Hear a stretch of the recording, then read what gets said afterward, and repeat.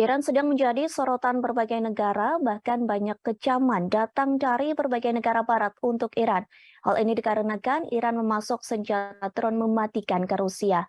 Pesawat tak berawak itu dilihat sebagai sinyal meningkatkan kedekatan antara Teheran dan Moskow.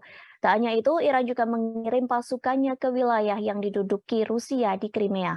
Pasukan Iran dikirim untuk melatih militer Rusia dalam penggunaan drone dan rudal yang telah dipesan. Selain itu, pasukan Iran memberi nasihat kepada militer Rusia terkait penggunaan pesawat tak berawak buatan negaranya. Hal tersebut telah dibeberkan oleh dua sumber yang akrab dengan intelijen Amerika Serikat. Diketahui dalam beberapa hari terakhir, Rusia telah meluncurkan banyak drone mematikan buatan Iran untuk menargetkan Ukraina. Bahkan jumlahnya semakin meningkat dalam beberapa pekan terakhir.